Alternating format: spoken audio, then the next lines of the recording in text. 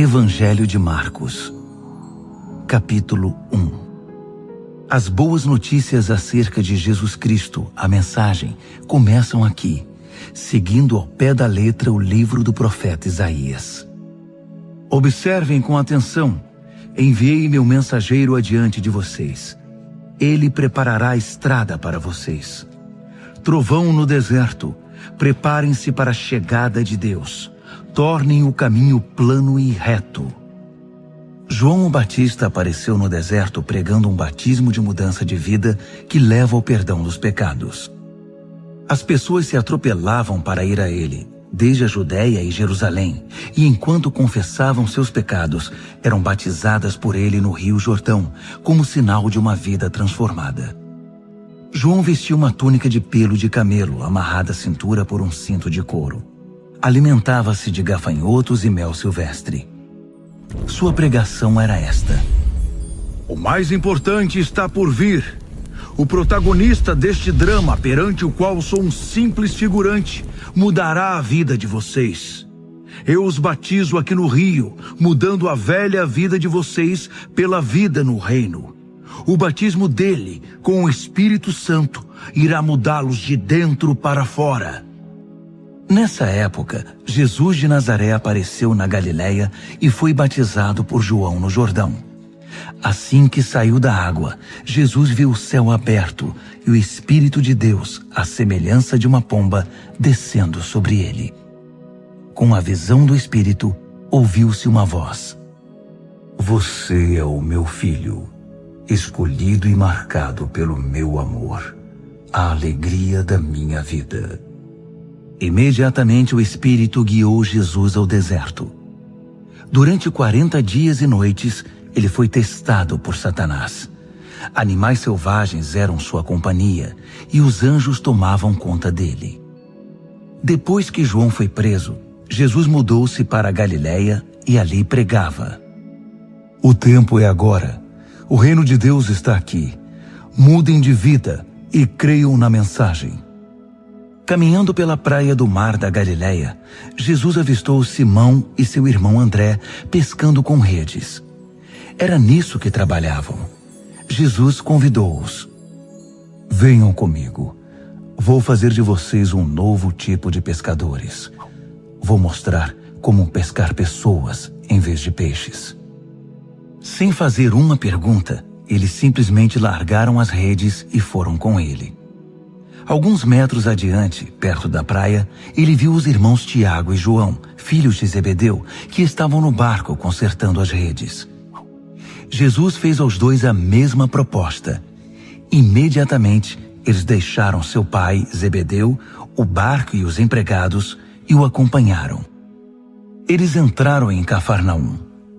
Quando o sábado chegou, Jesus foi logo para a sinagoga e passou o dia lá ensinando. O povo ficou admirado com seu ensino objetivo e confiante, sem os sofismas e excitações usados pelos líderes religiosos. De repente, estando ele ainda na sinagoga, a reunião foi interrompida por um homem extremamente perturbado, que gritava: O que você veio fazer aqui conosco, Jesus? Sei o que você veio fazer aqui, Nazareno. Você é o Santo de Deus e veio aqui para nos destruir.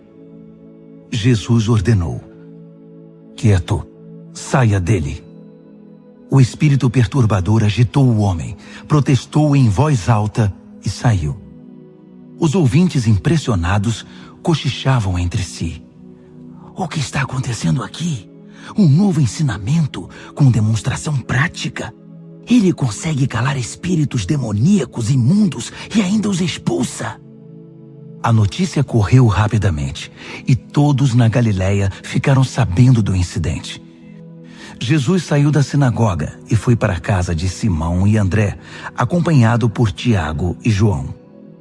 A sogra de Simão estava de cama, ardendo em febre.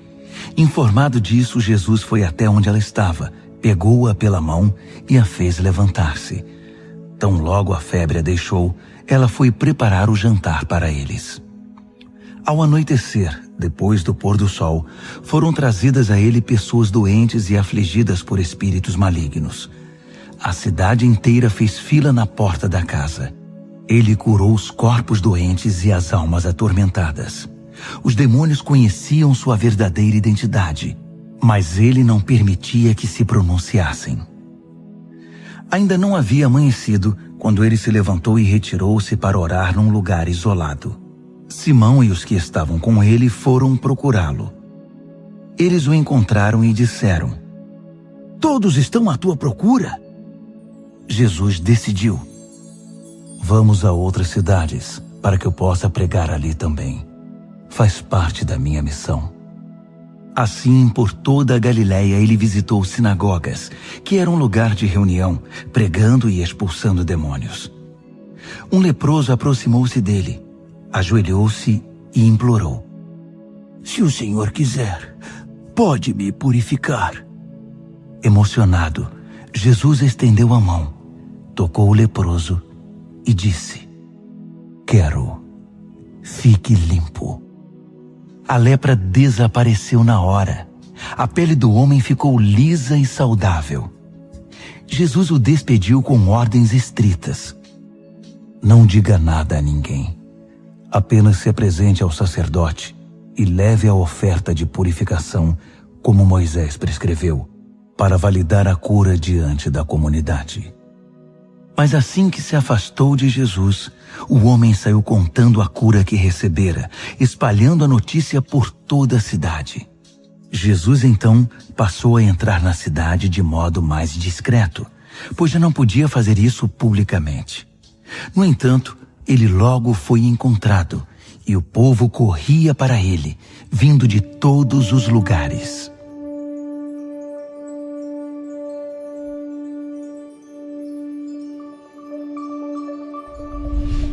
Marcos, capítulo 2.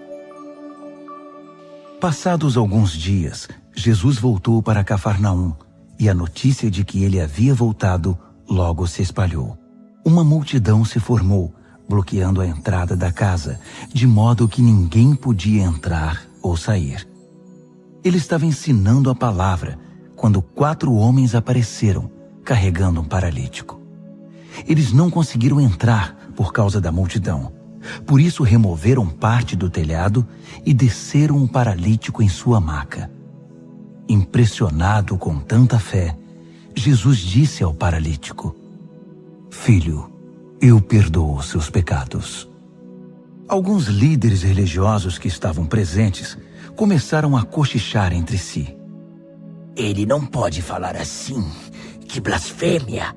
Só Deus pode perdoar pecados." Jesus sabia o que eles estavam pensando e perguntou: "Por que se mostram céticos? O que acham que é mais fácil?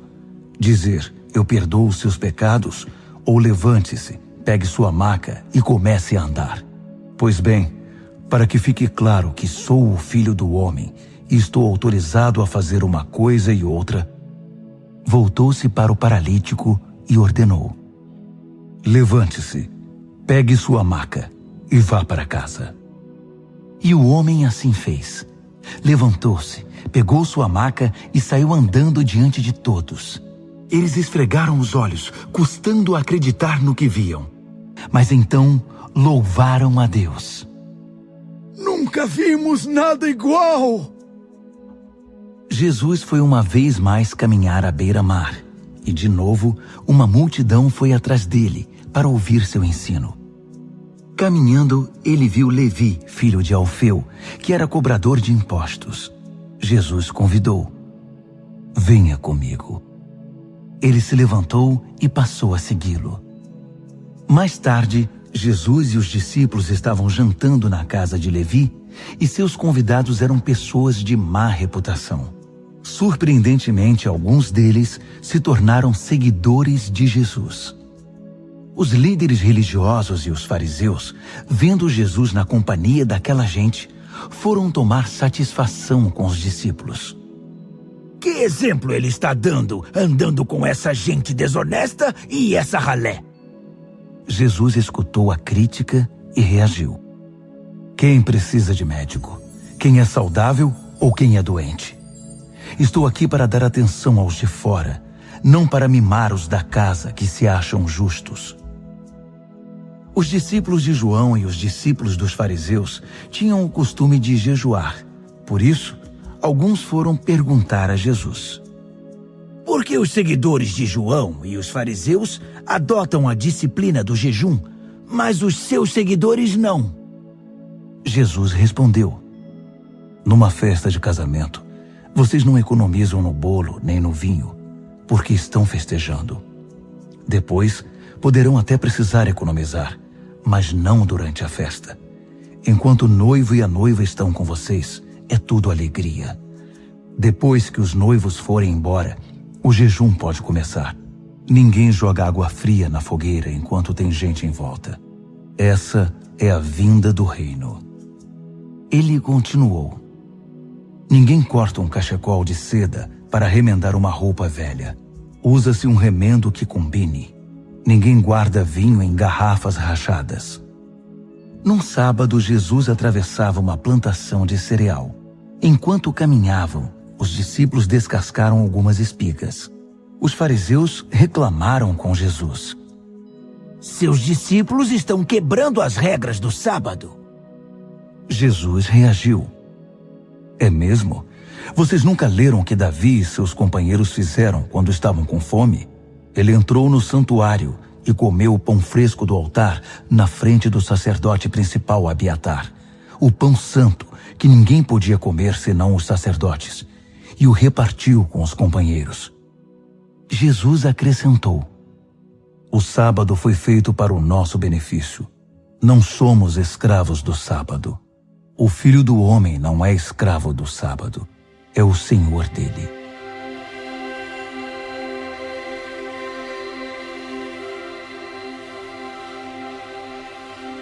Marcos, capítulo 3. Depois disso, ele voltou à sinagoga e estava ali um homem que tinha uma das mãos aleijada. Os fariseus estavam de olho para ver se ele iria curá-lo, quebrando o sábado. Ele disse ao homem da mão aleijada: fique aqui, onde todos possam vê-lo. Então ele perguntou aos presentes: que atitude é coerente com o sábado? Fazer o bem ou o mal? Ajudar as pessoas ou deixá-las sem ajuda? Ninguém disse nada. Ele os encarou um a um, indignado com a religiosidade inflexível deles, e então ordenou ao homem: estenda a mão. Ele a estendeu. Ela ficou perfeita. Os fariseus se retiraram imediatamente, discutindo como unir forças com os partidários de Herodes para acabar com Jesus. Jesus partiu com seus discípulos para o mar, só para sair dali. Mas uma multidão imensa foi atrás dele. Gente da Galiléia, da Judéia, de Jerusalém, da Idumeia, da região próxima do Jordão e das vizinhanças de Tiro e Sidom. Um mundaréu de gente desejosa de conhecer ao vivo aquele de quem tanto tinham ouvido falar. Ele recomendou aos discípulos que tivessem um barco preparado. Assim, não seria atropelado pela multidão. Pelo fato de ele haver curado muitas pessoas, todos os que sofriam de algum mal se acotovelavam para chegar o mais perto possível dele e tocá-lo. E no caso dos espíritos malignos, quando o reconheciam, caíam e gritavam: você é o Filho de Deus! Mas Jesus não dava atenção a eles. Fazia-os calar, proibindo-os de dizer em público quem ele era. Ele subiu a uma montanha e convidou alguns para o acompanhar. Foram juntos, e ali ele escolheu 12 e os designou apóstolos. Jesus os reuniu para enviá-los a proclamar a palavra. Também lhes daria autoridade para expulsar demônios. Os 12 são: Simão. Jesus mais tarde chamou Pedro, que significa rocha. Tiago, filho de Zebedeu. João, irmão de Tiago. Jesus passou a chamar os irmãos Zebedeu de Boanerges, que significa filhos do trovão. André, Felipe, Bartolomeu, Mateus, Tomé, Tiago, filho de Alfeu, Tadeu, Simão o Zelote, Judas Iscariotes, que o traiu. Jesus foi para casa e, como sempre, uma multidão se formou em volta. Era tanta gente pedindo ajuda que ele não tinha tempo nem para comer. Alguns parentes informados da situação foram tirá-lo de lá, até pela força, se necessário. Eles suspeitavam que Jesus estava perdendo o juízo. Os líderes religiosos de Jerusalém espalharam o boato de que ele estava praticando magia negra, fazendo truques diabólicos para impressionar o povo, mostrando poder espiritual. Jesus contestou a calúnia. Faz sentido um demônio lutar contra outro demônio? Satanás expulsaria o próprio Satanás? Uma família que vive brigando se desintegrará. Se Satanás expulsa Satanás, não irá se destruir? Acham que é possível, em plena luz do dia, entrar na casa de um homem forte e acordado e roubar seus bens sem amarrá-lo primeiro? Amarrem-no e então poderão roubá-lo.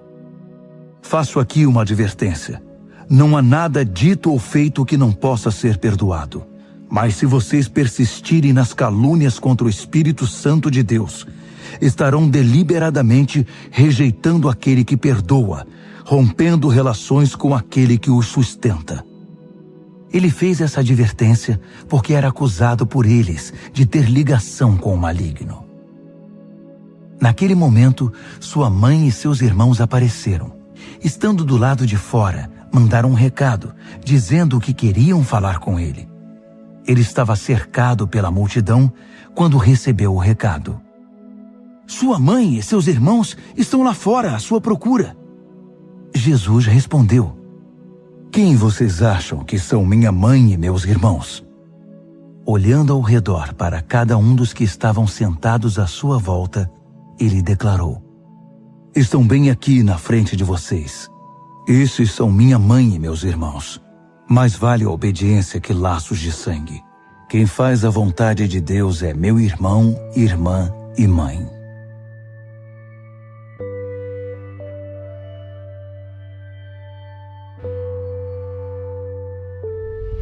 Marcos, capítulo 4. Ele voltou a ensinar à beira da praia. A multidão que se formou em torno dele era tão grande que ele entrou num barco perto da praia e assentou-se. Jesus usou o barco como púlpito, enquanto o povo se acotovelava perto da água. Ele ensinava por meio de histórias, muitas histórias. Ouçam, o que vocês acham? Um agricultor estava semeando. Enquanto fazia seu trabalho, algumas sementes caíram pelo caminho e aves as comeram. Outras caíram no meio dos pedregulhos. Brotaram rapidamente, mas não aprofundaram raízes. Com o calor do sol, secaram tão rapidamente quanto haviam brotado. Outras ainda caíram no meio das ervas daninhas. As sementes chegaram a brotar, mas foram sufocadas. Nenhuma sobreviveu. Por fim, algumas, porém, caíram em boa terra e floresceram, produzindo uma colheita que superou todas as expectativas. Vocês estão entendendo? Quando eles ficaram sozinhos, os que eram mais chegados a ele, além dos 12, pediram que ele explicasse a história. Ele disse: Vocês têm o privilégio de conhecer melhor o reino de Deus. Conhecem as suas verdades. Mas para aqueles que ainda não podem ver, tudo é dito por meio de histórias, a fim de guiá-los a discernimentos mais profundos. Essas pessoas são assim. Seus olhos estão abertos, mas não veem nada. Seus ouvidos estão abertos, mas não entendem uma palavra. Recusam-se a voltar-se para Deus para receber perdão. Ele continuou: Entenderam o objetivo da história? Todas as minhas histórias têm o mesmo propósito. O agricultor planta a palavra. Alguns são como a semente que cai à beira do caminho. Assim que ouvem a palavra, Satanás arranca o que foi plantado neles. Outros são como a semente que cai no meio dos pedregulhos.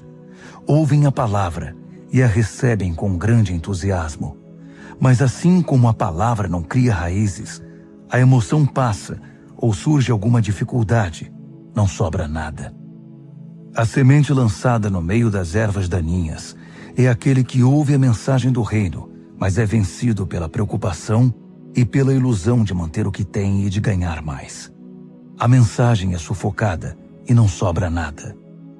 A semente lançada na terra boa é a pessoa que ouve a palavra e a abraça, e a colheita supera todas as expectativas. Jesus continuou: alguém compra uma lâmpada para pôr debaixo do tanque ou debaixo da cama? O que se faz não é colocá-la numa prateleira? Nós não estamos guardando segredos, nós os estamos revelando. Não estamos escondendo nada, mas tornando público. Vocês estão entendendo? Ouçam bem o que estou dizendo. Fiquem atentos quando algum espertalhão ensinar que vocês podem vencer na vida por vocês mesmos. Dar é o caminho, não ganhar. Generosidade produz generosidade. A avareza empobrece. Então Jesus disse: o reino de Deus é como sementes lançadas num campo por um homem. Ele vai dormir e se esquece do que fez. A semente brota e cresce, mas ele nem imagina como isso ocorre. A terra dá conta de tudo, sem a ajuda dele. Primeiro o caule, depois a espiga e por fim o grão. Quando o grão está maduro, ele o colhe. É o tempo da colheita. Como podemos descrever o reino de Deus? Que ilustração podemos usar? É como a semente de mostarda. É uma das menores sementes, mas uma vez plantada, germina e cresce tanto que os pássaros fazem ninhos em seus ramos e abrigam-se à sua sombra. Com outras histórias semelhantes, ele apresentava sua mensagem ao povo, aplicando as histórias à experiência e compreensão deles. Ele sempre contava uma história. Quando estava sozinho com seus discípulos, explicava tudo, desfazendo o emaranhado. Todos os nós eram desatados. Naquele dia, ao cair da tarde, ele decidiu: vamos para o outro lado do mar. Eles entraram no barco em que ele estava. Outros barcos foram atrás deles. De repente, uma tempestade violenta os envolveu. As ondas invadiam a embarcação, ameaçando afundá-la, enquanto Jesus, com a cabeça sobre um travesseiro, dormia na popa do barco. Os discípulos o acordaram, implorando: mestre, não vais fazer nada! Nós vamos morrer! Jesus acordou e ordenou ao vento que se acalmasse. Ele disse ao mar: quieto, sossegue. O vento virou brisa e o mar ficou em plena calmaria. Jesus repreendeu os discípulos: por que tanto medo? Vocês não têm fé? Eles estavam apavorados e confusos. Afinal, quem é este homem? Se perguntavam. Até o vento e o mar se acalmam quando ele ordena.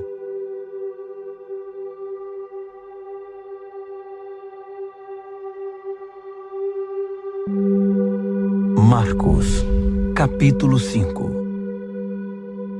Eles chegaram ao outro lado do mar, na terra dos Gerazenos. Assim que Jesus saiu do barco, um louco, vítima de demônios, saiu do cemitério e correu para ele. O homem vivia no meio das sepulturas. Ninguém conseguia prendê-lo. Era impossível acorrentá-lo ou amarrá-lo.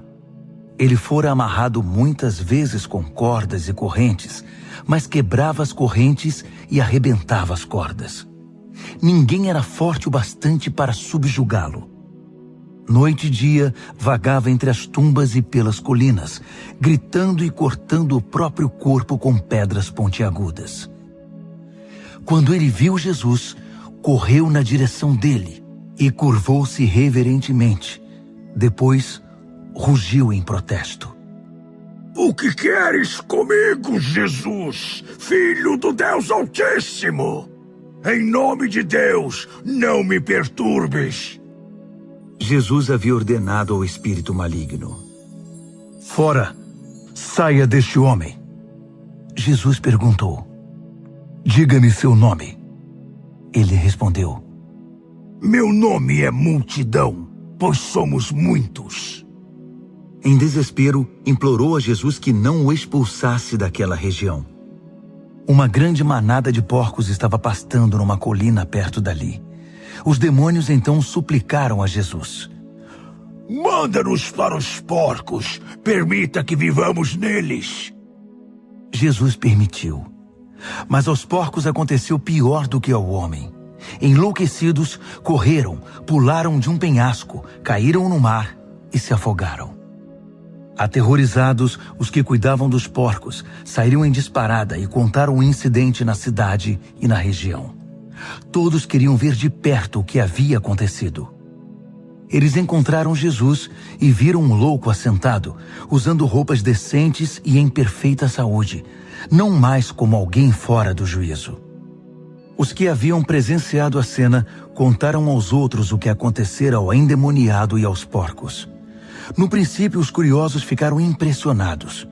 Depois, ficaram revoltados por causa dos porcos que haviam perdido e imploraram a Jesus que saísse dali e nunca mais voltasse. Jesus estava indo para o barco e o homem que fora liberto dos demônios pediu para acompanhá-lo, mas o mestre não o permitiu. Em vez disso, aconselhou: "Vá para casa, para seu povo. Conte-lhes o que o mestre, num gesto de misericórdia, fez por você." O homem voltou e, na área das 10 cidades, dava testemunho do que Jesus havia feito por ele. Ele se tornou o assunto da cidade. Após a travessia, uma imensa multidão formou-se à beira-mar. Um dos líderes da sinagoga, chamado Jairo, foi falar com Jesus. Ajoelhou-se diante dele e suplicou: "Minha filhinha está à beira da morte. Vem comigo e impõe as mãos sobre ela para que melhore." Jesus foi com ele, e a multidão inteira os acompanhou, apertando-o e empurrando-o. Uma mulher que estava sofrendo de hemorragia havia 12 anos ouviu falar de Jesus. Muitos médicos haviam tratado dela, mas sem sucesso. Levaram todo o seu dinheiro e a deixaram pior que antes. Ela esgueirou-se por trás dele e tocou sua roupa. Ela pensava: "Basta eu tocar em sua roupa para ficar boa." No momento em que o tocou, a hemorragia parou. Ela pôde sentir a mudança. Sabia que estava livre daquele mal. No mesmo instante, Jesus sentiu que dele saíra poder. Voltou-se para a multidão e perguntou: "Quem tocou minha roupa?" Os discípulos disseram: "Como assim? A multidão empurra e aperta de todo lado, e o Senhor quer saber quem o tocou?" Mas ele insistiu, olhando ao redor para ver quem o tocara. A mulher, sabendo o que havia acontecido e que o havia tocado, tremendo de medo, ajoelhou-se diante dele e contou toda a história. Jesus lhe disse: "Filha, você se arriscou por causa da sua fé e agora está curada. Tenha uma vida abençoada. Seja curada da sua doença." Enquanto ele ainda falava, algumas pessoas chegaram da casa do líder da sinagoga e informaram: "Sua filha morreu. Por que continuar incomodando o mestre?" Ouvindo o que diziam, Jesus tranquilizou o homem: "Não dê atenção a eles. Apenas confie em mim." Ele não permitiu que ninguém fosse com ele, exceto Pedro, Tiago e João. Entraram na casa, abrindo caminho entre os fofoqueiros, sempre ávidos por uma novidade, e pelos vizinhos que haviam trazido comida. Jesus foi ríspido com eles: "Por que todo esse falatório e essa choradeira sem sentido? A criança não está morta, está dormindo." As pessoas na casa zombavam dele, achando que ele não sabia o que estava dizendo. Contudo, Jesus dispensou todos eles, chamou o pai e a mãe da criança e seus companheiros e entrou no quarto da menina. Segurando a mão dela, ordenou: "Talita, cumi", que significa: "Menina, levante-se." Ela se levantou e começou a andar. A menina tinha 12 anos de idade. Os pais, obviamente, não continham a alegria. Mas Jesus deu ordens estritas para que não contassem nada a ninguém e ordenou: deem a ela alguma coisa para comer.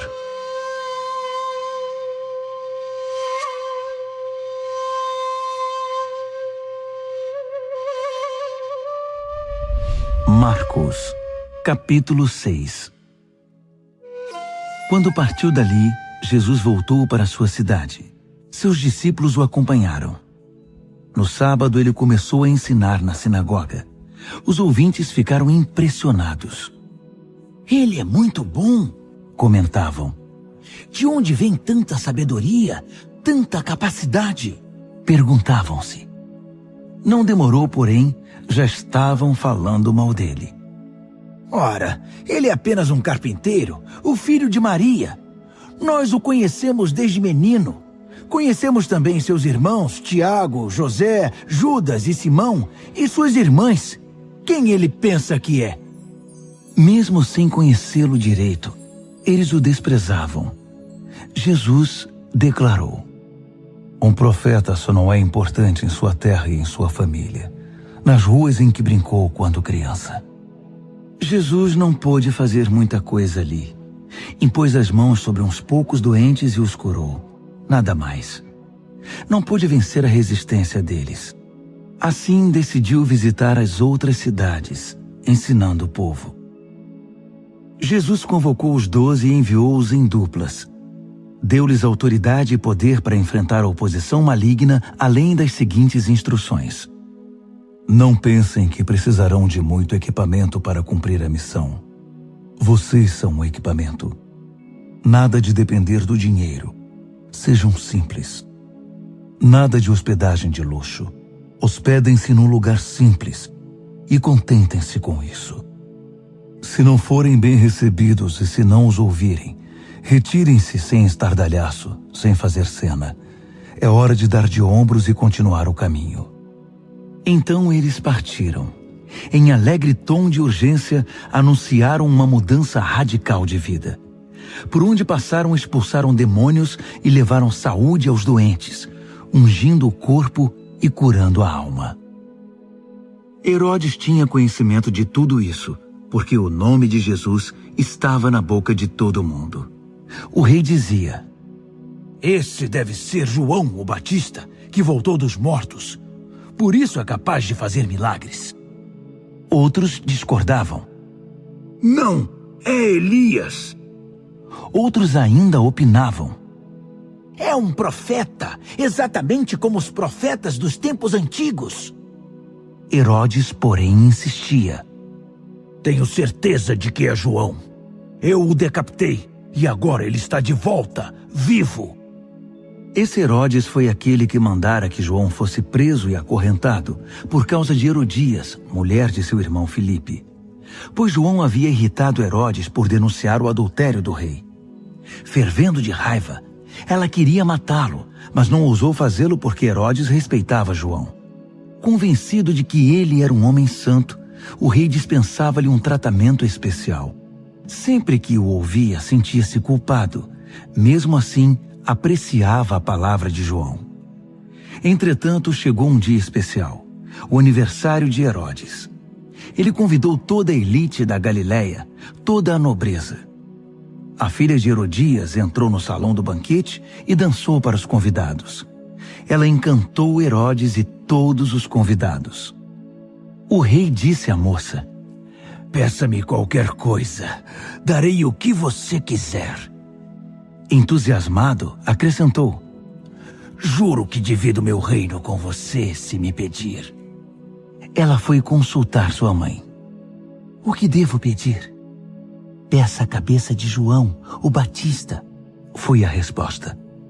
Empolgada, ela correu até o rei e pediu: quero a cabeça de João, o Batista, numa bandeja, e quero agora. O pedido deixou o rei abalado, mas para não perder o prestígio diante dos convidados, concedeu o que ela desejava. Ordenou que o carrasco fosse à prisão e trouxesse a cabeça de João. ele cortou a cabeça de João e trouxe-a numa bandeja. Entregou-a à moça, que a levou para sua mãe. Quando os discípulos de João souberam do fato, foram buscar o corpo e lhe deram um sepultamento digno. Os apóstolos voltaram de sua missão e relataram a Jesus tudo o que haviam feito e ensinado. Jesus disse: "Venham, vamos parar e descansar um pouco." Era tanta gente indo e vindo que eles não tinham tempo nem para comer. Eles entraram no barco e foram para um lugar mais tranquilo. Entretanto, alguém os viu partindo, e a notícia se espalhou. Muita gente saiu correndo das cidades vizinhas e chegou ao lugar de destino antes deles. Quando Jesus saiu do barco, uma multidão imensa o aguardava. Ao ver todo aquele povo, ele ficou comovido. Afinal, eram como ovelhas sem pastor. Ele imediatamente pôs-se a ensiná-los. Já no cair da tarde, os discípulos viram que Jesus estava se alongando e o interromperam. "Estamos no meio do nada e está ficando tarde. Despede o povo para que eles saiam e consigam o que comer nas redondezas." Jesus respondeu: "Vocês vão dar comida a eles." Eles perguntaram: "É sério? Mesmo que gastemos uma fortuna?" Mas ele não estava brincando. "Quantos pães vocês têm? Verifiquem." Não demorou para saberem. 5 pães e 2 peixes, informaram. Jesus mandou que todos se assentassem em grupos de 50 ou de 100 na grama verde. Ele tomou os 5 pães e os 2 peixes, olhou para o céu, orou, abençoou o pão, partiu-o e entregou tudo aos discípulos, que por sua vez o repartiram com o povo. Ele fez o mesmo com o peixe. Todos comeram e ficaram satisfeitos. Os discípulos recolheram 12 cestos de sobras, e os que participaram da refeição foram cerca de 5.000. Terminada a refeição, Jesus insistiu em que os discípulos entrassem no barco e fossem para Betsaida, enquanto ele despedia o povo. Em seguida, ele subiu a uma montanha para orar. Tarde da noite, o barco já estava longe, e Jesus ainda estava em terra. Ele podia ver a dificuldade de seus companheiros com os remos, pois o vento estava contra o barco. Por volta das 4 horas da madrugada, Jesus foi na direção deles, andando sobre o mar. E quando se aproximou e eles o viram, pensaram que fosse um fantasma e gritaram apavorados. Jesus tratou de tranquilizá-los. "Calma, sou eu. Não tenham medo." Assim que ele entrou no barco, o vento cessou. Eles ficaram perplexos, coçando a cabeça e tentando entender tudo o que havia acontecido. Não haviam entendido o que ele fizera na hora da refeição. Estavam com o coração endurecido. Concluíram a travessia, ancoraram o barco em Genezaré e lá o deixaram. Assim que pisaram em terra, a notícia rapidamente se espalhou. O povo correu até onde eles estavam, trazendo doentes em macas. Para onde quer que ele fosse, aldeia, cidade ou rota de comércio, os doentes eram levados até um local público. Eles imploravam que Jesus lhes permitisse tocar pelo menos na orla de sua roupa. E todos que a tocavam eram curados.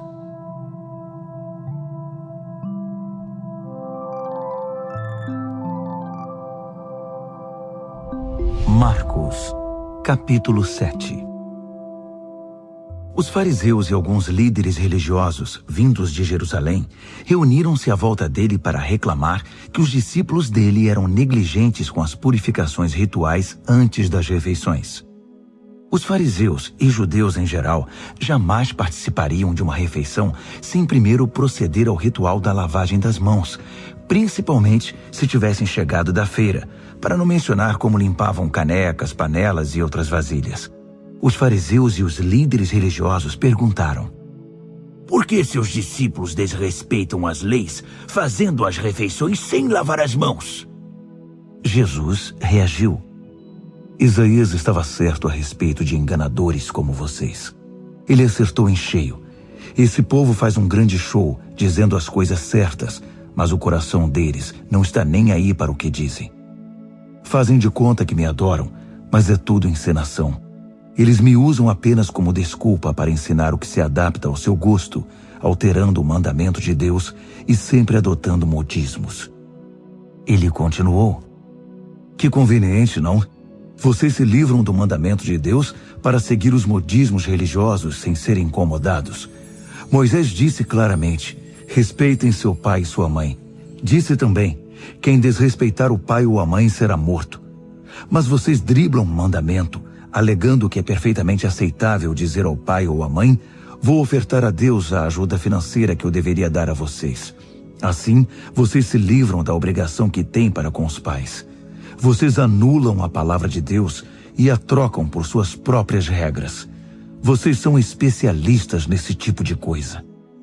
Dirigindo-se à multidão, ele acrescentou: ouçam agora, todos vocês. Prestem bastante atenção. Não é o que vocês comem que contamina a vida. É o que sai de vocês. Essa é a verdadeira contaminação. Ele voltou para casa depois de falar à multidão e seus discípulos disseram: não entendemos. O Senhor poderia nos explicar? Jesus respondeu: vocês também? Será que não entendem? Não sabem que o que se come não pode contaminar ninguém? Pois o que se come não vai para o coração, mas para o estômago. É digerido e depois é eliminado. Com isso, Jesus desafiou as minuciosas leis dietéticas dos judeus, afirmando que todos os alimentos podem ser comidos. Ele continuou: o que contamina é o que sai da pessoa.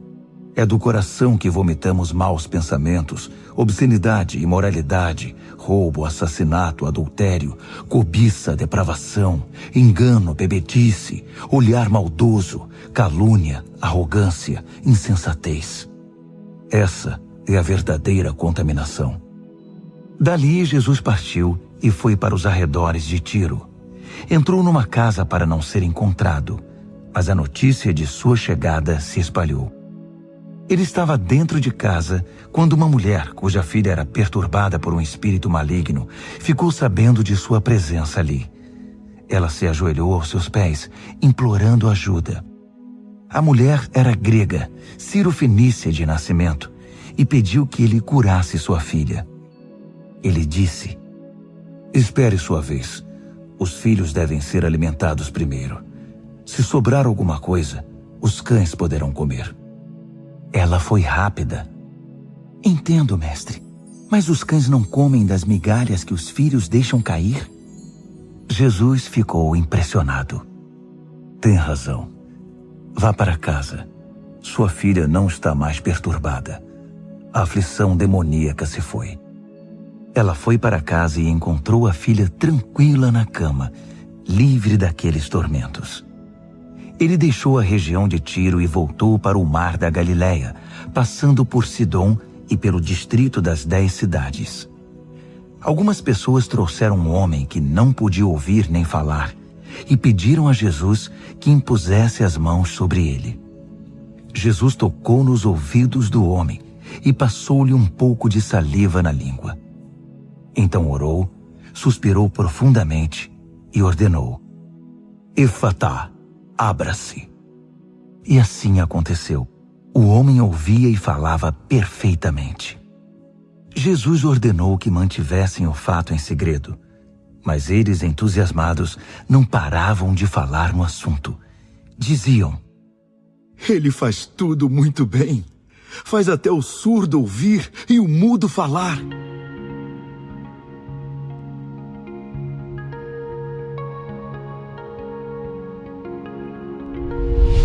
Marcos, capítulo 8.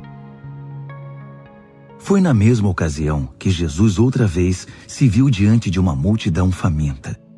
Ele chamou seus discípulos e disse: Estou com o coração partido por causa desta gente. Há 3 dias estão comigo e não tenho o que comer. Não posso mandá-los embora com fome. Vão acabar desmaiando no caminho. Alguns vieram de muito longe. Os discípulos perguntaram: Mas onde vamos encontrar comida suficiente para todos neste lugar deserto? Jesus perguntou: Quantos pães vocês têm? 7 pães, informaram. Jesus então mandou que o povo se assentasse. Depois de ter dado graças, tomou os 7 pães, partiu-os e entregou-os aos discípulos para que os repartissem com o povo. Havia também alguns peixes. Ele abençoou os peixes e ordenou aos discípulos que os repartissem de igual modo. Todos comeram à vontade, e foram necessários 7 grandes cestos para recolher as sobras. E os que participaram da refeição foram cerca de 4.000. Depois de despedir a multidão, Jesus entrou no barco com os discípulos e foram para Dalmanuta. Quando chegaram, os fariseus vieram pressioná-lo para que ele desse uma prova de quem era. Desafiado, Jesus perguntou: Por que esta geração pede um sinal milagroso como garantia? A verdade é que vocês não terão sinal nenhum. Dali ele voltou para o barco e dirigiu-se para o outro lado do mar. Os discípulos, porém, esqueceram-se de levar pão, exceto por um pedaço. Aproveitando a oportunidade, Jesus aconselhou-os: Fiquem de olho no fermento dos fariseus e dos partidários de Herodes. Pensando que ele os repreendia por haverem esquecido o pão, começaram a culpar um ao outro. Percebendo o que se passava, Jesus perguntou: Por que estão discutindo por haverem esquecido o pão? Não entenderam ainda? Não conseguem perceber? Não se lembram dos 5 pães que demos aos 5.000? Quantos cestos de sobras vocês recolheram? Eles responderam: 12. E dos 7 pães para os 4.000? Quantos cestos de sobras vocês recolheram? 7. Ele perguntou: Ainda não entendem? Ao chegarem eles a Betsaida, algumas pessoas trouxeram um cego e pediram a Jesus que o tocasse. Tomando-o pela mão, ele o levou para fora da cidade.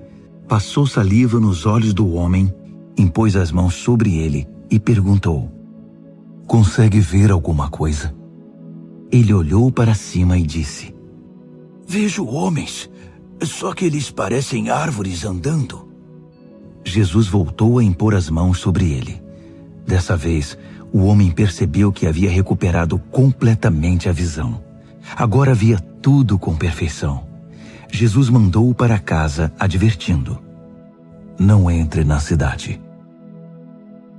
Jesus e seus discípulos visitaram as cidades ao redor de Cesareia de Filipe. Enquanto caminhavam, ele perguntou: Quem o povo diz que eu sou? Eles responderam: Alguns pensam que é João o Batista, outros acham que é Elias. Há quem pense que é algum dos profetas. Ele insistiu: E vocês, quem acham que eu sou? Pedro declarou: Tu és o Cristo, o Messias. Jesus pediu que guardassem segredo, que não dissessem nada a ninguém. Em seguida, resolveu explicar algumas coisas.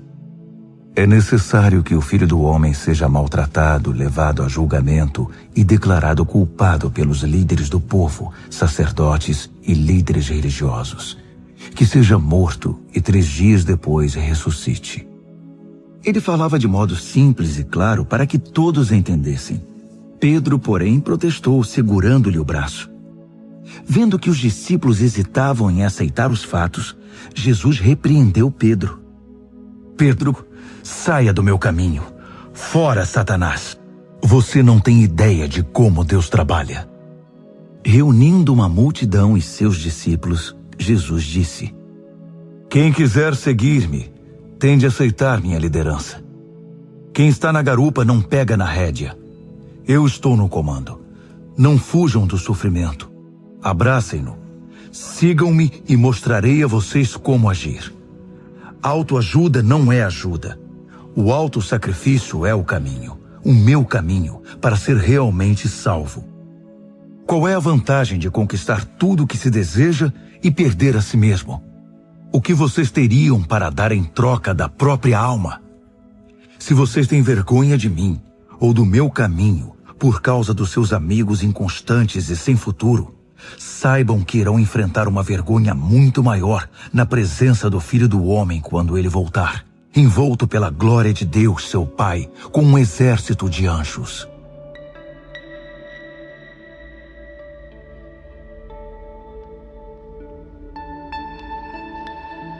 Marcos, capítulo 9. Então ele foi para casa dizendo: Não é sonho. Alguns de vocês aqui verão tudo isso acontecer. O reino de Deus chegando com força total. 6 dias depois, 3 dos discípulos viram isso acontecer. Jesus levou Pedro, Tiago e João a um alto monte. Ali sua aparência mudou diante deles. Suas roupas brilhavam intensamente, de uma brancura tal que ninguém seria capaz de produzir. De repente, eles perceberam que Elias e Moisés estavam ali também, conversando com Jesus. Então Pedro interrompeu a conversa. Rabi, que grande momento! Que tal se construíssemos 3 memoriais na montanha? Um para o Senhor, um para Moisés e um para Elias. Ele falava sem pensar, apavorado e maravilhado com o que via.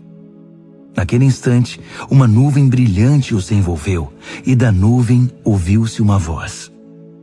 Este é meu filho, marcado pelo meu amor. Ouçam-no. No minuto seguinte, os discípulos olharam ao redor, esfregando os olhos. Não estavam vendo mais ninguém a não ser Jesus. Enquanto desciam a montanha, Jesus os fez prometer que guardariam o segredo. Não digam nada a ninguém sobre o que viram, até que o Filho do Homem levante-se dos mortos. Mas eles ficaram imaginando o que significaria levantar-se dos mortos. Eles fizeram uma pergunta. Por que os líderes religiosos dizem que Elias tem de vir primeiro? Jesus explicou. Elias vem para deixar tudo pronto. A verdade, porém, é que Elias já veio, mas eles não o reconheceram. Eles o desprezaram, assim como irão tratar o Filho do Homem. De acordo com as Escrituras, ele sofrerá terrivelmente, será torturado e tratado com desprezo. Quando desceram a montanha para se reunir aos outros discípulos, viram-se rodeados por uma multidão imensa que debatia com os líderes religiosos. Assim que viu Jesus, o povo ficou animado. Correram para ele e o saudaram. Ele perguntou: O que está acontecendo? Por que toda esta agitação? Um homem da multidão respondeu: Mestre, eu trouxe meu filho que foi deixado mudo por um demônio. Toda vez que o demônio se aposta dele, joga-o ao chão. O menino baba, arranja os dentes e fica rígido como uma tábua. Falei com teus discípulos, esperando que o libertassem, mas não puderam. Jesus suspirou inconformado. Mas que geração! Vocês não conhecem Deus. Até quando vou ter de aguentar esse tipo de coisa? Quantas vezes ainda vou ter de passar por isso? Tragam o menino aqui. Eles o trouxeram. Quando o demônio viu Jesus, apossou-se do menino, que ficou babando e se contorcendo no chão.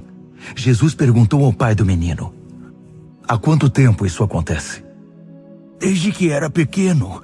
Muitas vezes o demônio o joga no fogo ou no rio para matá-lo. Se o Senhor puder fazer alguma coisa, tenha misericórdia e nos ajude. Jesus disse: Se eu puder, tudo é possível para quem tem fé. Assim que Jesus disse essas palavras, o pai do menino exclamou: Eu creio, mas me ajude a vencer as minhas dúvidas. Percebendo que a plateia ficava cada vez maior, Jesus deu ordens expressas ao espírito maligno. Espírito mudo e surdo, eu ordeno, sai dele e não volte. Com muito estardalhaço o espírito saiu. O menino estava pálido como um defunto, de modo que as pessoas começaram a dizer: Ele está morto! Mas tomando-o pela mão, Jesus o levantou. O menino ficou em pé. Depois que chegaram a casa, os discípulos perguntaram a Jesus: Por que não podemos expulsar o demônio? Ele respondeu: Não há outro meio de se livrar desse tipo de demônio, a não ser com oração. Saindo dali, viajaram pela Galiléia. Jesus não queria que ninguém soubesse de seu paradeiro, pois queria ensinar seus discípulos. Ele anunciou: "O Filho do Homem está para ser traído por gente que não quer nada com Deus. Eles o matarão, mas 3 dias depois ele aparecerá, vivo." Eles não sabiam do que ele estava falando, mas tinham medo de perguntar. Eles foram para Cafarnaum. Já em casa, ele perguntou: "O que vocês discutiam pelo caminho?" O silêncio foi constrangedor, porque eles estavam discutindo sobre quem deles era o maior. Ele se assentou, chamou os 12 e disse: "Saibam que quem quiser ser o primeiro ficará por último e será servo de todos." Ele pôs uma criança no meio da sala e, pegando-a nos braços, disse: "Quem recebe uma dessas crianças como eu estou fazendo, recebe-me também. Mais que isso, recebe o próprio Deus que me enviou." Então, João disse a Jesus: Mestre, vimos um homem usando o teu nome para expulsar demônios e o impedimos, porque ele não é do nosso grupo. Jesus reprovou-os: "Não o impeçam. Ninguém pode usar meu nome para fazer algo bom e poderoso e no momento seguinte afastar-se de mim. Se ele não é inimigo, é aliado. Qualquer um que lhes der um copo d'água em meu nome está do nosso lado, e Deus levará isso em conta. Mas quem prejudicar esses que são como crianças, intimidando-os ou tirando proveito da simplicidade deles, logo irá desejar nunca ter feito isso. Seria melhor jogar-se no meio do mar com uma pedra amarrada ao pescoço. Se sua mão ou seu pé os atrapalha na caminhada com Deus, é melhor cortá-los e jogá-los fora. É preferível viver mutilado ou aleijado do que ter 2 mãos e 2 pés que o levem para a fornalha de fogo eterno. Se seu olho desvia sua atenção de Deus, arranque-o e jogue-o fora. É preferível viver com apenas um olho do que ter uma visão perfeita no fogo do inferno. Todos cedo ou tarde irão passar por um fogo purificador, mas vocês serão preservados das chamas eternas. Por isso, preservem-se. Vivam sempre em paz."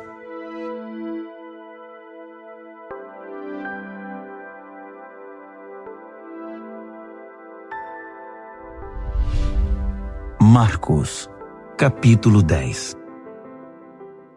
Dali ele foi para a região da Judéia, do outro lado do Jordão. Como sempre, uma multidão o acompanhava, e ele punha-se a ensiná-los. Um dia, os fariseus vieram provocá-lo. É permitido a um homem divorciar-se de sua esposa?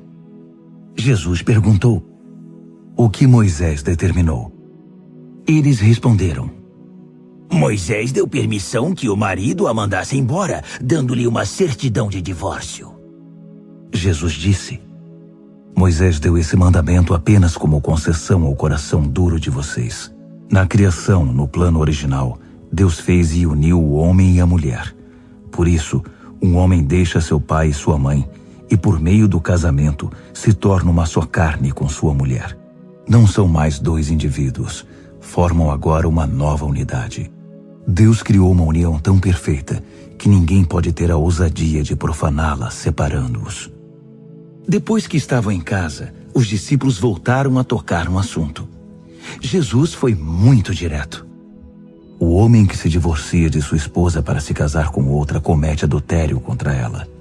A mulher que se divorcia do marido para se casar com outro comete adultério também." Alguns estavam trazendo crianças a Jesus, na esperança de que ele as abençoasse. Mas os discípulos deram uma bronca nessa gente. Jesus não escondeu a irritação. "Não tentem afastar essas crianças. Não as impeçam de vir a mim. O reino de Deus é feito de pessoas que são como crianças. Prestem atenção.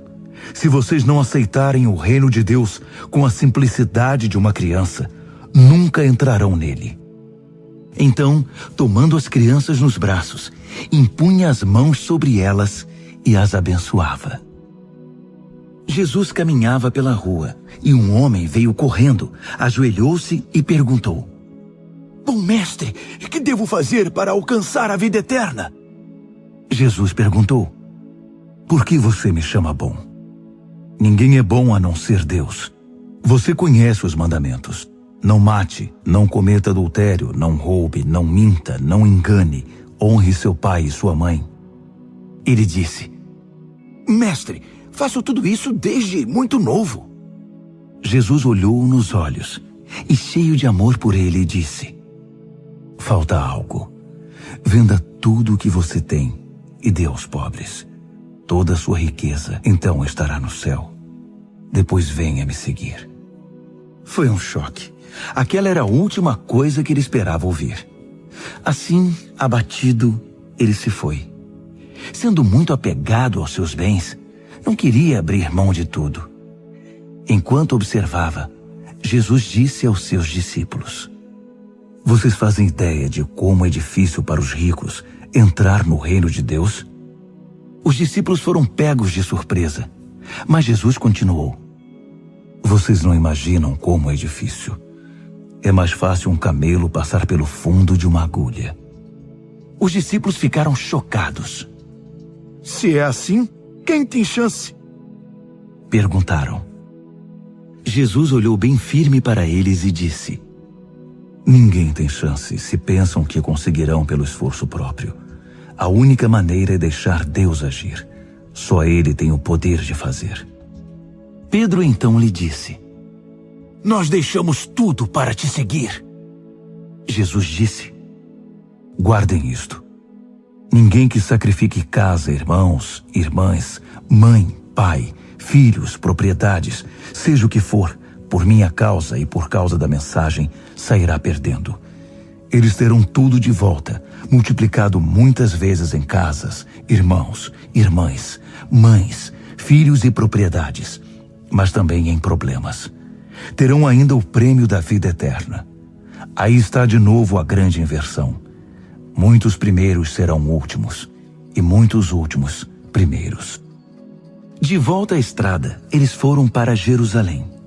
Jesus ia adiante, e eles o seguiam, confusos e um pouco amedrontados.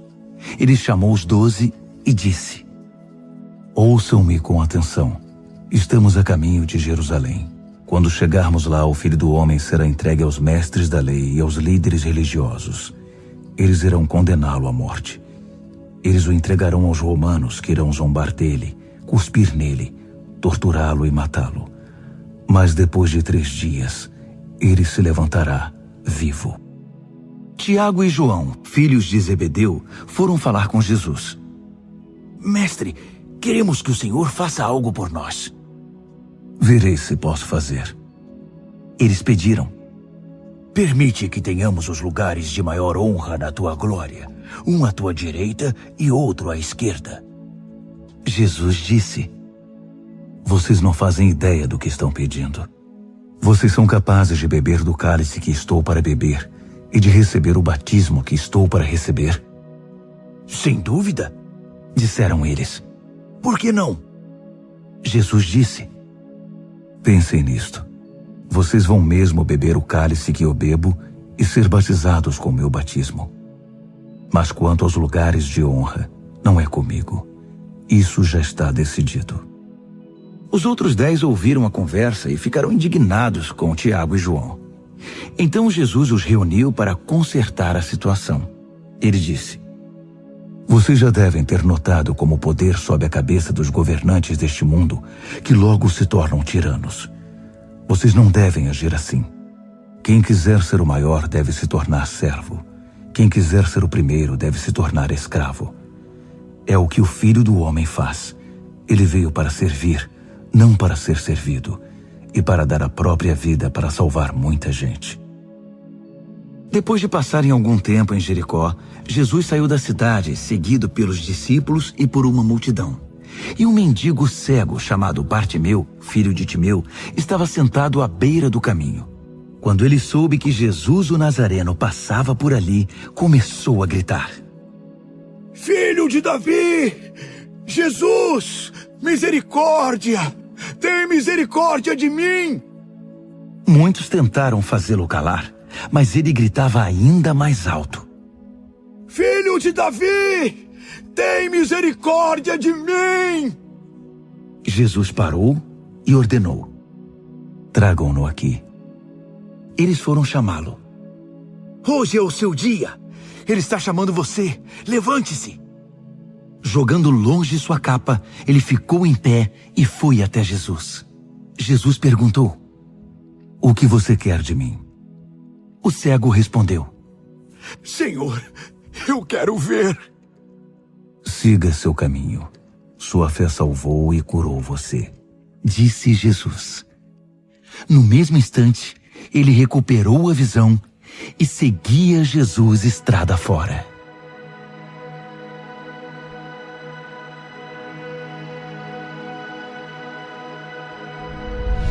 Marcos, capítulo 11. Quando se aproximaram de Jerusalém, à altura de Betfagé e Betânia, perto do Monte das Oliveiras, Jesus enviou 2 discípulos com estas instruções: "Vão à aldeia que está adiante. Ali encontrarão um jumentinho amarrado. Ele nunca foi montado. Desamarrem-no e tragam-no aqui. Se alguém perguntar o que vocês estão fazendo, digam: o Senhor precisa dele, mas vai devolvê-lo." Eles foram e encontraram um jumentinho numa rua, amarrado a um portão. Eles o desamarraram, mas alguns dos que estavam ali perguntaram: Por que estão desamarrando o jumentinho?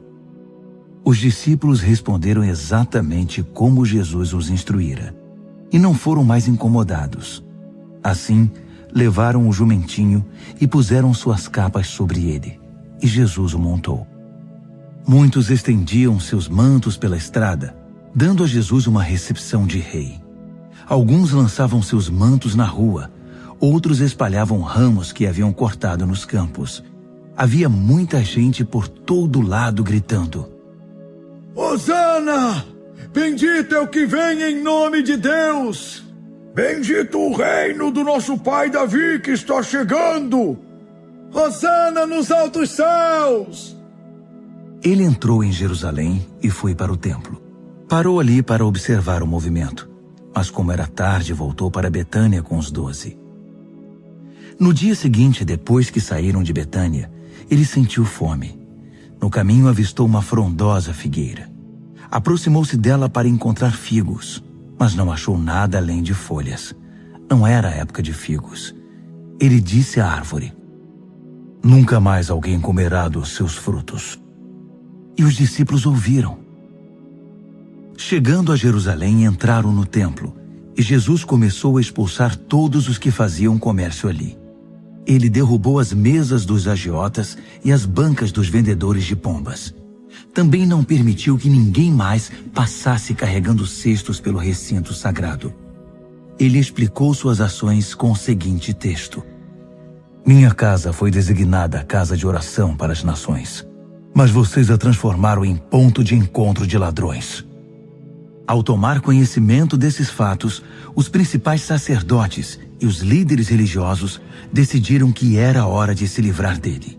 Estavam em pânico, porque o povo se mostrava encantado com os seus ensinamentos. À noite, Jesus e seus discípulos deixaram a cidade. Pela manhã, andando pela estrada, eles viram a figueira. Estava seca até a raiz. Lembrando-se do que acontecera no dia anterior, Pedro disse: "Mestre, olha, a figueira que amaldiçoaste ficou seca."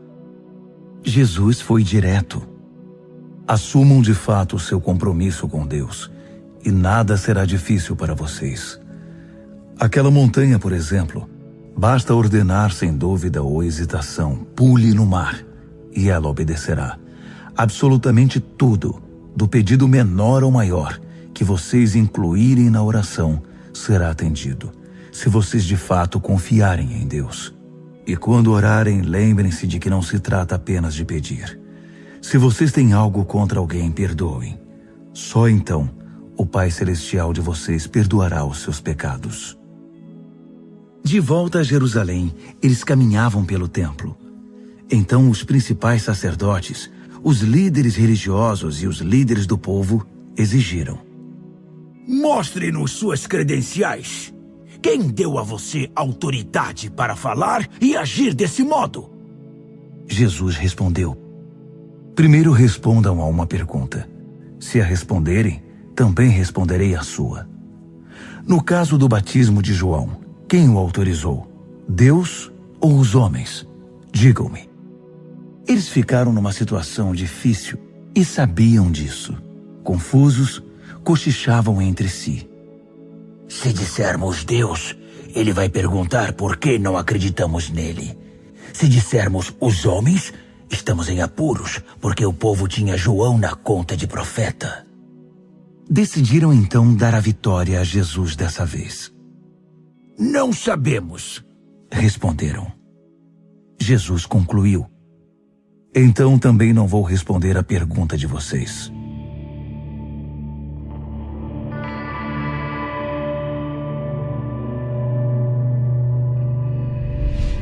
Marcos, capítulo 12. Em seguida, Jesus começou a lhes contar algumas histórias. Um homem plantou uma vinha, cercou-a, fez um tanque de espremer uvas, construiu uma torre de vigilância, arrendou-a aos lavradores e saiu em viagem. Quando chegou a época da colheita, ele enviou um empregado para receber sua parte nos lucros. No entanto, os lavradores o agarraram, espancaram e mandaram embora de mãos vazias. Ele mandou outro empregado que também foi agredido e humilhado. Depois enviou outro, que foi assassinado. O mesmo aconteceu com muitos outros. Uns foram agredidos, outros assassinados. Restava apenas um que podia ser enviado, seu filho amado. Já quase sem esperanças, decidiu enviar o próprio filho, pensando: meu filho eles vão respeitar. Mas os lavradores perceberam a oportunidade.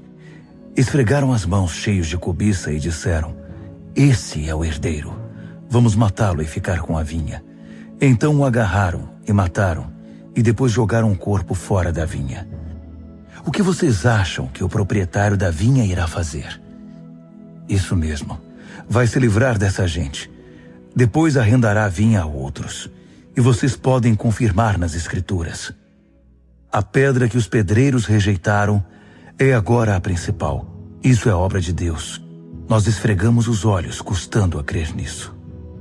Percebendo que o recado era para eles, os líderes religiosos quiseram prendê-lo na hora.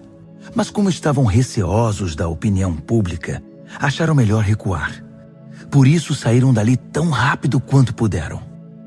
Os mesmos líderes enviaram alguns fariseus e partidários de Herodes, certos de que iriam incriminá-lo. Eles disseram: mestre, conhecemos a sua integridade.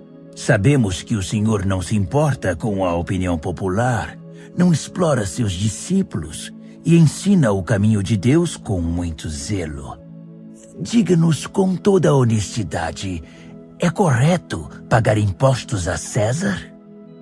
Jesus percebeu de imediato a malandragem e disse: qual a razão desse joguinho?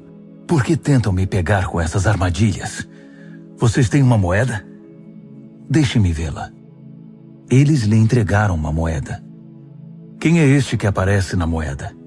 Que nome está gravado nela? César, disseram. Jesus concluiu: deem a César o que lhe pertence, e deem a Deus o que lhe é devido. Eles ficaram de boca aberta, sem saber o que responder. Alguns saduceus, o grupo que nega a ressurreição, perguntaram a Jesus: mestre, Moisés escreveu que se um homem morre sem filhos, o irmão dele é obrigado a se casar com a viúva e ter filhos com ela. Pois bem, havia 7 irmãos. O primeiro casou-se e morreu sem filhos. O segundo casou-se com a viúva. Ele morreu, mas também não teve filhos. O mesmo aconteceu com o terceiro. De fato, os 7 se casaram com ela, mas nada de filhos. Por fim, a mulher morreu. A pergunta é esta: na ressurreição, de quem ela será esposa? Afinal, ela foi casada com cada um deles. Jesus respondeu: vocês estão raciocinando errado e vou dizer por quê. Primeiro, não conhecem as Escrituras. Segundo, não sabem como Deus atua.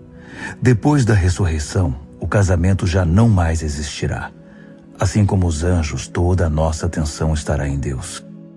Com respeito à ressurreição dos mortos, vocês nunca leram as Escrituras?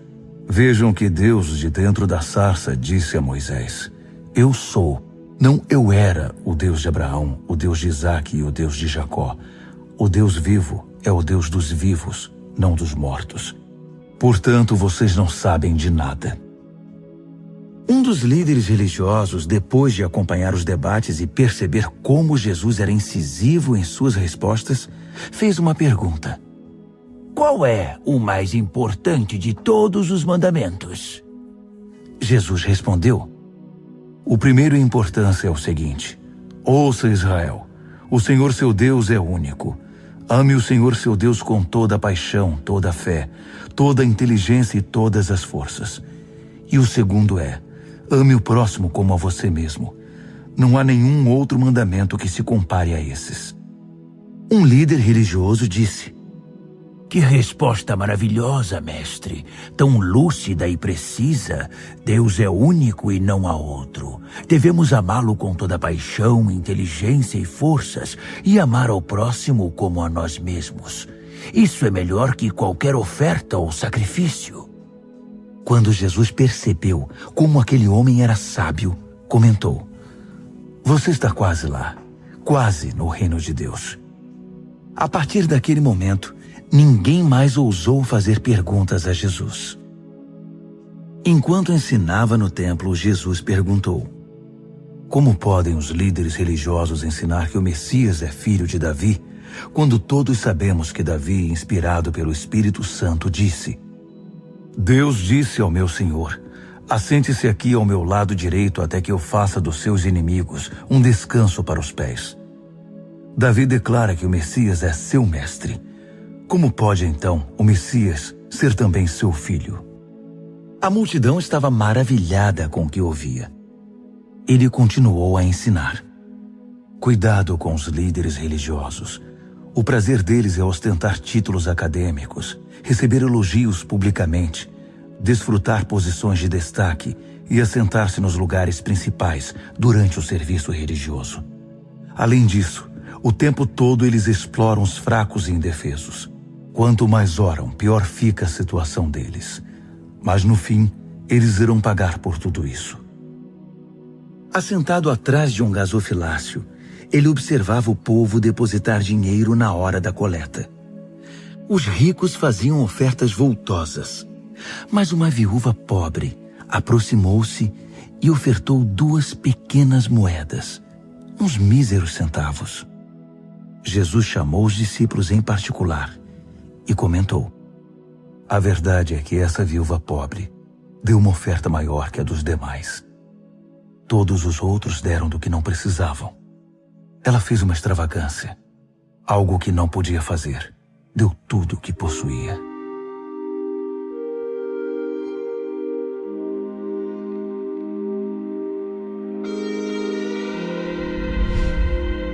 Marcos, capítulo 13. Jesus saía do templo quando um dos discípulos chamou sua atenção. Mestre, olhe essas pedras, essas construções. Jesus disse: Vocês estão impressionados com essa arquitetura grandiosa? Tudo isso será um monte de ruínas até a última pedra.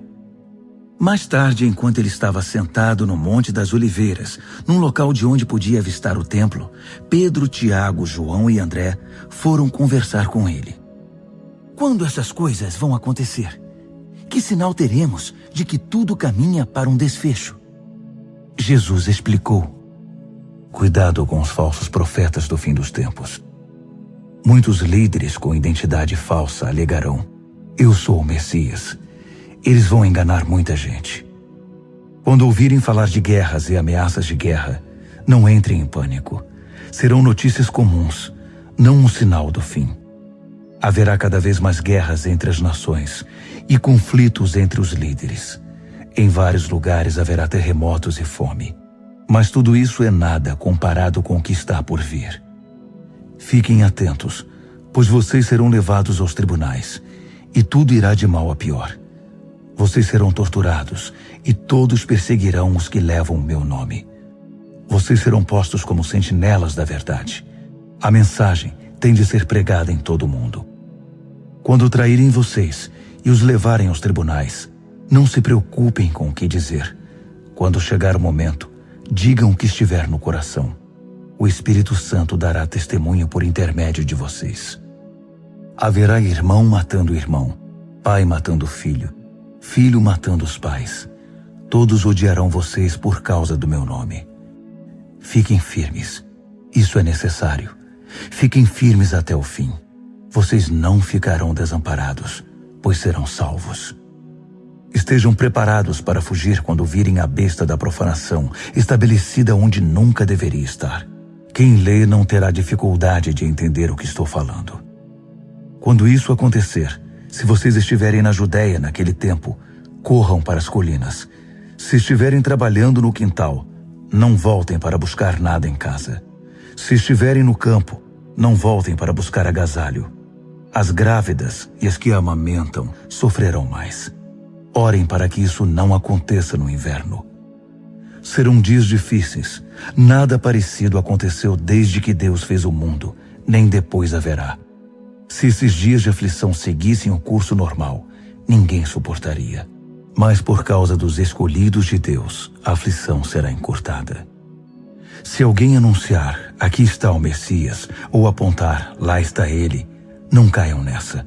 Falsos messias e pregadores mentirosos surgirão aos montes.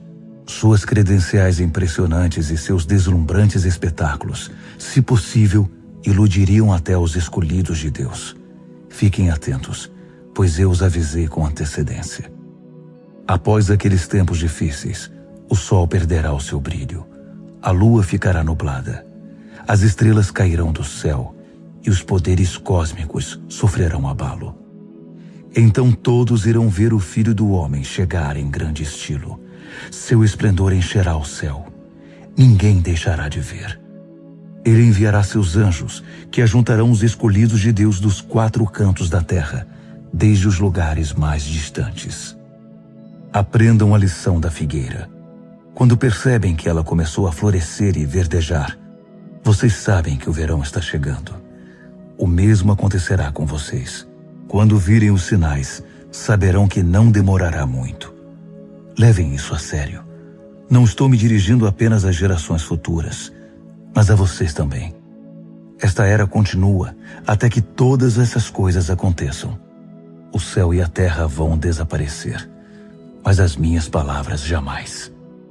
Querem saber o dia e a hora? A verdade é que ninguém sabe, nem os anjos do céu, nem mesmo o Filho, só o Pai. Portanto, fiquem atentos, pois vocês não sabem o momento exato.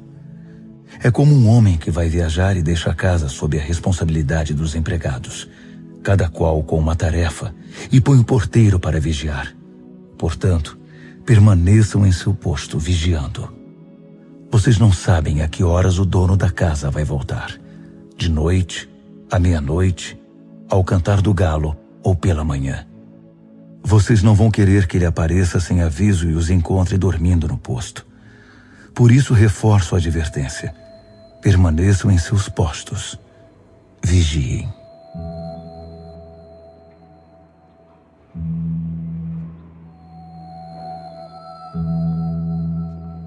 Marcos, capítulo 14. Dali a 2 dias começaria a festa da Páscoa, com 8 dias de duração, e a festa dos pães sem fermento. Os principais sacerdotes e líderes religiosos estavam procurando um modo de prender Jesus e matá-lo. Eles concordaram em que não deveriam fazer isso durante a semana da Páscoa. Não queremos iniciar uma guerra, disseram.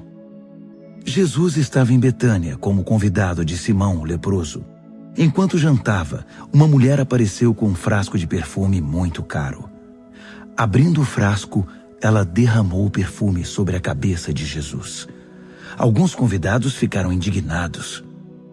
Que desperdício! Esse perfume poderia ser vendido pelo valor do salário de 1 ano e o dinheiro distribuído entre os pobres.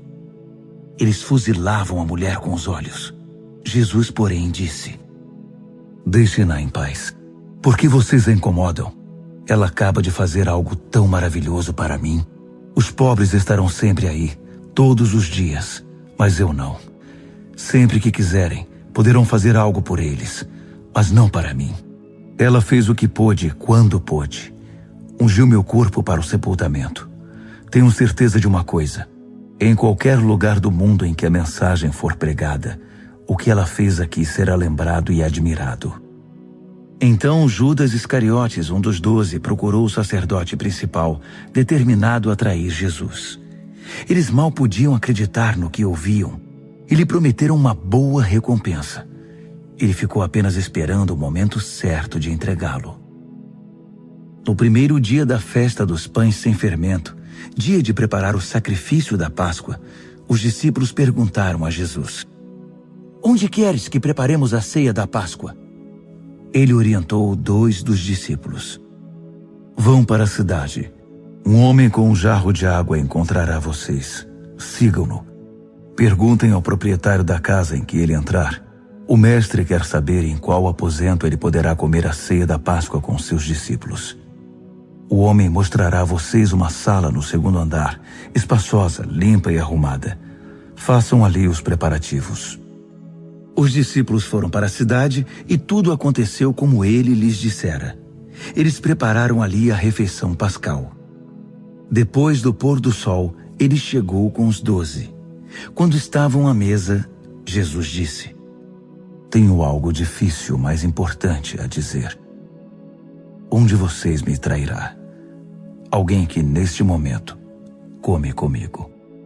Chocados, começaram a dizer um após o outro: "Eu não!"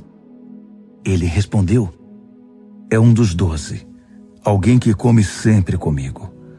O Filho do Homem sofrerá a dor da traição, já prevista nas Escrituras. Até aí nenhuma surpresa. Mas ai do traidor do Filho do Homem. Melhor que ele nunca tivesse nascido." Durante a refeição, depois de tomar o pão e abençoá-lo, Jesus o partiu, deu-o aos discípulos e disse: "Tomem, isto é meu corpo." Tomando o cálice e dando graças a Deus, entregou-o a eles também, e todos beberam. Ele disse: "Isto é meu sangue, a nova aliança de Deus, derramado em favor de muitos. Não beberei vinho outra vez até o dia em que o beber no reino de Deus." Então eles cantaram um hino e foram para o Monte das Oliveiras. Jesus alertou-os: "Por causa do que vai acontecer comigo, vocês irão se dispersar. Isso é para cumprir um texto das Escrituras que diz: Vou ferir o pastor e as ovelhas ficarão desorientadas. Mas depois que eu ressuscitar, irei adiante de vocês para a Galileia." Mas Pedro, todo afoito, declarou: "Ainda que todo mundo fuja, eu não fugirei." Jesus respondeu: "Não tenha tanta certeza. Ainda esta noite, antes que o galo cante 2 vezes, você vai me negar 3 vezes." Pedro protestou, falando sem pensar: "Ainda que eu tenha de morrer contigo, jamais te negarei." Todos os outros disseram o mesmo. Então eles foram para um jardim chamado Getsêmani. Jesus disse aos discípulos: "Fiquem aqui, enquanto vou orar mais adiante." Levando consigo Pedro, Tiago e João, ele mergulhou em grande agonia e declarou: "A tristeza que sinto é uma tristeza de morte. Fiquem aqui e vigiem comigo."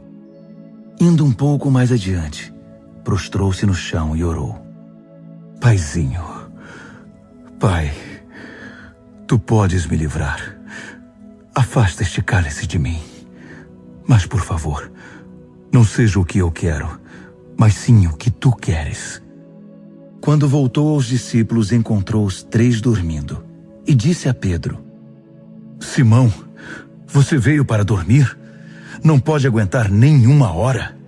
Fiquem atentos. Orem sempre para que não caiam em tentação antes mesmo de perceber o perigo. Uma parte de você está disposta a fazer qualquer coisa por Deus, mas a outra parte simplesmente não reage. Depois disso, voltou ao seu lugar e fez a mesma oração.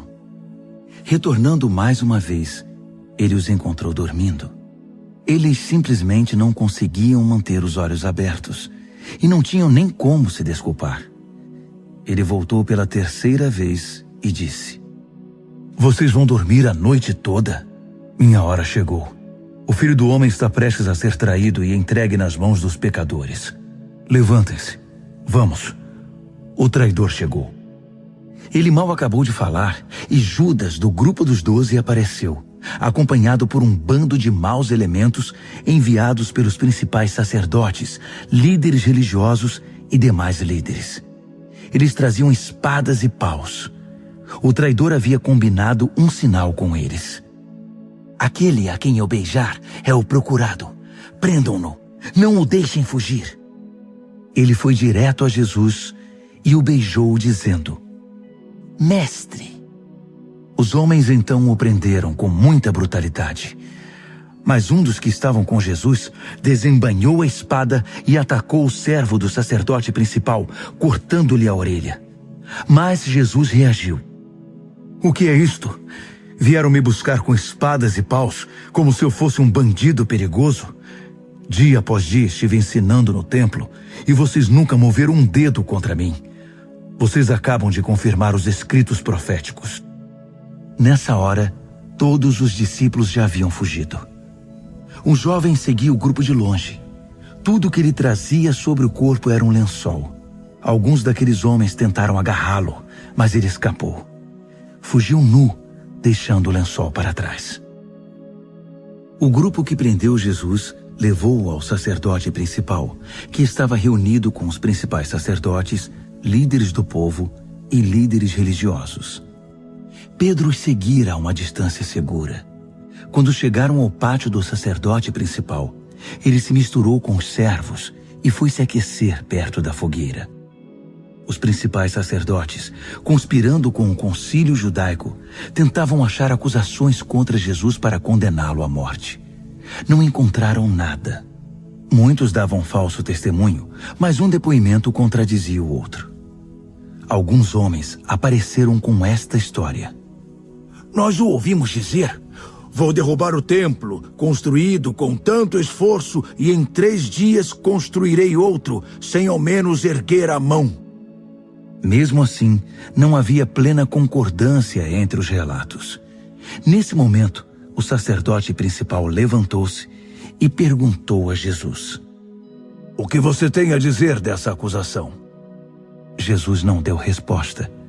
O sacerdote principal insistiu, mudando a pergunta. Você é o Messias?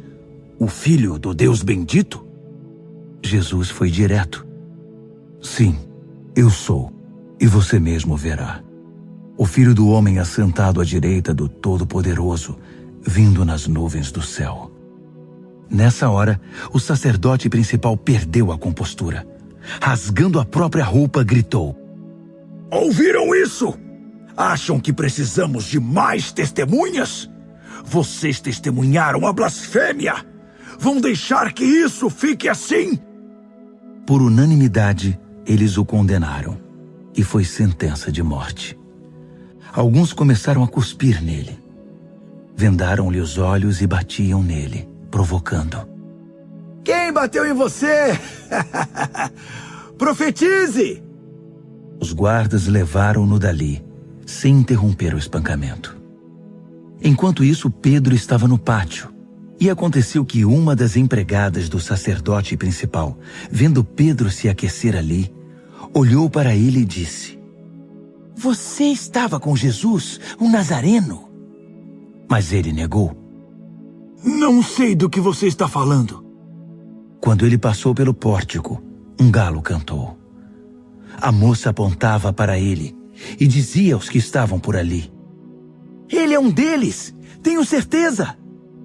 E Pedro negou mais uma vez.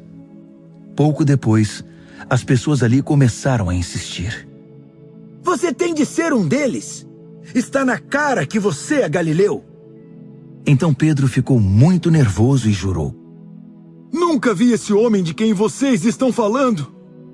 Na mesma hora, o galo cantou pela segunda vez. Pedro lembrou-se do que Jesus dissera: antes que o galo cante 2 vezes, você vai me negar 3 vezes. Sem se conter, desabou a chorar.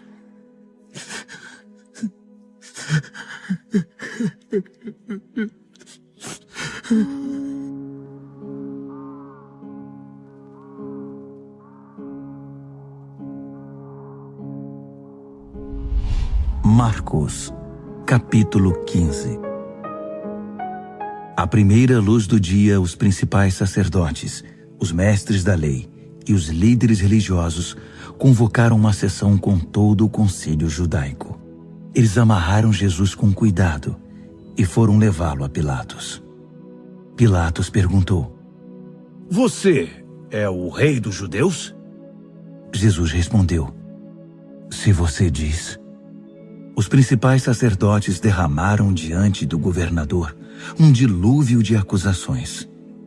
Pilatos insistiu: Você não vai responder nada? São muitas acusações. Mesmo assim, ele ficou em silêncio. Pilatos ficou impressionado. Havia o costume de se libertar um prisioneiro na festa, qualquer um que o povo pedisse. Na ocasião, havia outro prisioneiro chamado Barrabás, preso com revoltosos que haviam cometido assassinato num levante contra Roma. A multidão logo iria apresentar seu pedido, e Pilatos se antecipou a eles. Vocês querem que eu liberte o rei dos judeus? O governador sabia que fora por pura inveja que os sacerdotes haviam entregado Jesus. No entanto, os principais sacerdotes haviam orientado a multidão para que pedissem a libertação de Barrabás. Mas Pilatos perguntou: Então, o que farei com este homem que vocês chamam rei dos judeus? Eles gritaram: Crucifique-o! Pilatos objetou: Mas por qual crime? Contudo, eles gritavam ainda mais alto: Crucifique-o! Pilatos atendeu ao pedido da multidão. Libertou Barrabás e entregou Jesus para ser açoitado e crucificado. Os soldados levaram Jesus ao palácio, chamado Pretório, e reuniram uma tropa inteira. Vestiram-no com um manto de púrpura e puseram uma coroa de espinhos na cabeça dele. Então, começou a zombaria. Viva o rei dos judeus! Eles lhe batiam na cabeça com um bastão, cuspiam nele e se ajoelhavam diante dele, como se o reverenciassem. Quando cansaram das chacotas, tiraram-lhe o manto de púrpura e o vestiram de novo com as suas roupas. Então o levaram para crucificá-lo. Um homem estava passando de volta do trabalho, Simão de Cirene, pai de Alexandre e Rufo. Eles o obrigaram a carregar a cruz de Jesus. Os soldados levaram Jesus ao Gólgota, que significa colina da caveira. Ofereceram-lhe vinho misturado com mirra para aliviar a dor, mas ele não aceitou. Então o pregaram na cruz. Depois fizeram um sorteio para ver quem ficaria com suas roupas. Jesus foi crucificado às 9 horas da manhã. A acusação, o rei dos judeus, foi escrita numa placa. Com ele crucificaram 2 criminosos, um à direita e outro à esquerda. Os que passavam caçoavam, sacudindo a cabeça e ironizando. Você alegou que poderia destruir o templo e reconstruí-lo em 3 dias? Mostre agora seu poder! Salve-se! Se você é mesmo o Filho de Deus, desça da cruz! Os principais sacerdotes e os líderes religiosos também estavam ali, misturados ao povo, divertindo-se e zombando de Jesus. Ele salvou os outros, mas não pode se salvar. Ele é mesmo o Messias, o rei de Israel? Então, desça da cruz e todos nós acreditaremos em você. Até os que estavam crucificados com ele participavam da zombaria. Então, Do meio-dia às 3 da tarde, toda a terra ficou na escuridão.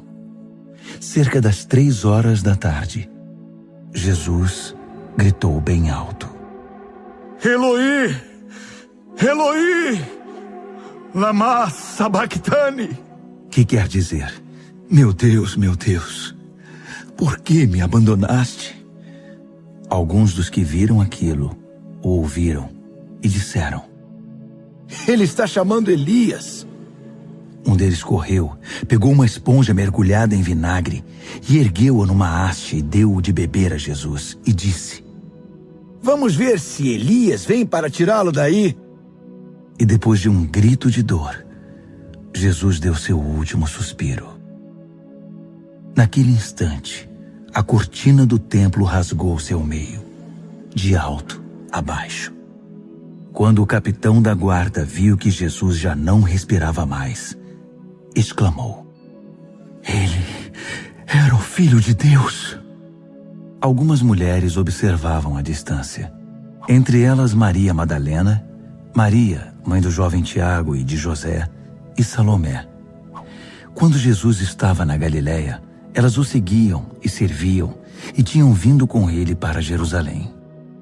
Mais tarde, sendo o dia da preparação, isto é, a véspera do sábado, apareceu José de Arimateia, membro respeitado do concílio judaico. Ele aguardava com expectativa a vinda do reino de Deus. Enchendo-se de coragem, procurou Pilatos e pediu o corpo de Jesus. Pilatos duvidou que ele tivesse morrido tão rapidamente e mandou o capitão verificar se Jesus estava de fato morto. Com a garantia do capitão, ele entregou o corpo a José. José havia comprado um lençol de linho. Depois, envolveu o corpo e o depositou no túmulo que havia escavado na rocha. Pôs uma grande pedra na entrada. Maria Madalena e Maria, mãe de José, observaram o sepultamento.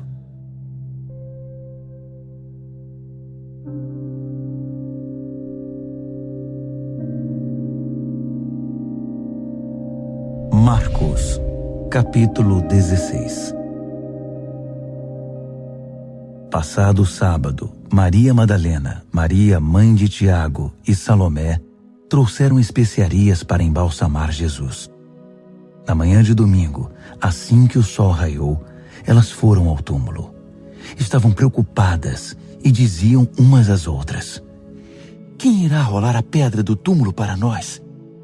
Ao chegar, elas descobriram que a pedra já havia sido rolada. Era uma pedra muito grande. Elas se aproximaram e viram um jovem vestido de branco, assentado à direita. Ficaram muito assustadas. Então, ele lhes disse: Não tenham medo. Sei que vocês procuram Jesus o Nazareno, aquele que foi crucificado. Ele ressuscitou. Não está mais aqui. Vejam vocês mesmas que o lugar está vazio. Agora podem ir. Digam aos discípulos dele e a Pedro que ele vai adiante de vocês para a Galileia. Vocês o verão lá, exatamente como ele disse. Elas saíram o mais rápido que puderam, nervosas e ainda um tanto atordoadas. Amedrontadas, não disseram nada a ninguém. Depois de ressuscitar, Jesus apareceu bem cedo, na manhã de domingo, para Maria Madalena, a quem havia libertado de 7 demônios. Ela procurou os antigos companheiros na fé, chorando, e deu a notícia a eles. Quando ouviram que ele estava vivo e que ela o tinha visto, não acreditaram nela. Mais tarde, ele apareceu de forma diferente a 2 deles que caminhavam pelo campo. Eles voltaram e contaram aos demais, mas estes também não acreditaram no relato. Depois disso, quando os 11 estavam jantando, ele apareceu e os repreendeu severamente pela incredulidade, pois se recusavam a acreditar nos que o tinham visto ressuscitado. Então, ele ordenou: Saiam pelo mundo. Vão a toda parte e anunciem a mensagem com as boas notícias de Deus para todos. Quem crer e for batizado está salvo. Quem se recusar a crer está condenado. Estes são alguns dos sinais que acompanharão os que crerem. Eles vão expulsar demônios em meu nome, falar em novas línguas, pegar em serpentes e até beber veneno sem que nada lhes aconteça. Também vão impor as mãos sobre os enfermos e curá-los.